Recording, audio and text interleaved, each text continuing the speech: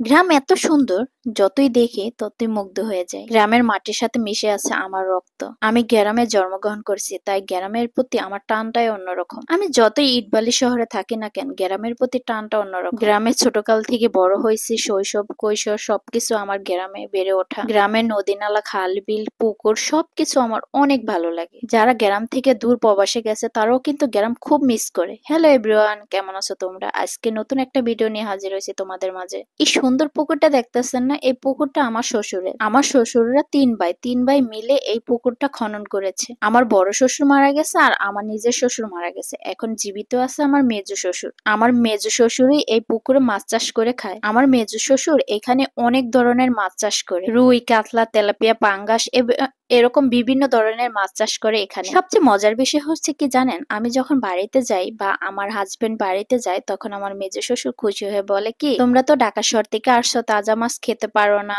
পুকুরের মাছ আমি ধরবো আজকে, তোমরা খাবা। উনি ভালোবেসে আমরা গেলে অনেক মাছ ধরে। আর এদিকে আমার শাশুড়ি আম্মু শাক কাটতেছে, কলি শাক।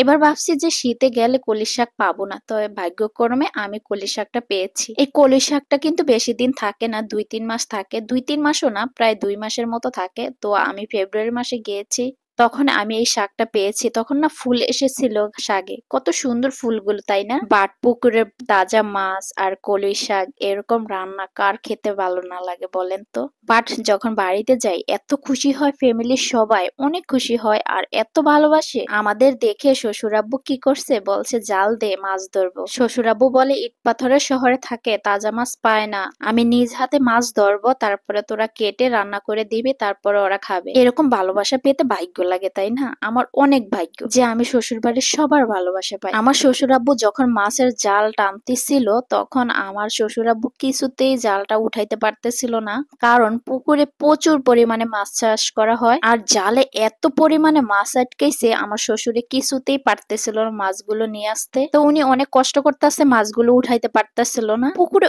অনেক মাছ, অনেক মাছ, অনেক ধরনের মাছ চাষ করছে ওনারা, আর আমি মাছ ধরা দেখে যে কত আনন্দ পাচ্ছি। আমার শ্বশুরে যখন জালটা উঠাইতে পারতেছিল না, তখন আমার ননদের ডাকতেছে যে আমাকে একটু হেল্প করো, কারণ উনি বৃদ্ধ হয়েছে, উনি তেমন একটা বার জিনিস পারে না, কিন্তু উনি অনেক চেষ্টা করতেছে মাছগুলো উঠাইতে, কিন্তু পারতেছিল না। পরে আমার ননদে গিয়ে হেল্প করছে। আপনারা নিজেরই দেখুন কত পরিমাণে মাছ উঠাইছে। বাট পুকুরের এরকম তাজা মাছ কার কার পছন্দ অবশ্যই কমেন্টে তোমরা জানাবা। আমি তো পুকুরের পার দাঁড়িয়ে দাঁড়িয়ে দেখতেছি মাছগুলো নিয়ে আসতে আছে, আর আমি কত যে খুশি। এখানে কিছু মাছ আগে রেখে দিয়েছিল ধরে, প্রায় 20-25 কেজি মাছ হবে ধরছে। এখানে তেলাপিয়া মাছটাই বেশি চাষ করা হয় পুকুরে, বাট গ্রাম বাংলার মানুষ পাঙ্গাস মাছ আর তেলাপিয়া মাছকে জাতীয় মাছ মনে করে। আমরা তো ছোটকালে জানতাম ইলিশ মাছ জাতীয় মাছ, এখন মনে করি পাঙ্গাস মাছ তেলাপিয়া মাছই জাতীয় মাছ। বাপরে বাপ, ইলিশ মাছের বাজারে যেই চাহিদা, এই জন্য আমরা মধ্যবিত্ত মানুষগুলো তেলাপিয়া ও পাঙ্গাস মাছকে জাতীয় মাছ বলি। ওখানে শ্বশুরাব্বু মাছ ধরা শেষ, রান্না বসায় দিছে, আর এখানে এসে দেখি রাস্তার ভিতরে শম্পাপুরি বেচে। আর শম্পাপুরি খেতে আমার এত মজা লাগে, মুখে দিলে নাই হয়ে যায়। বাচ্চারা কি করে, টিন লোহা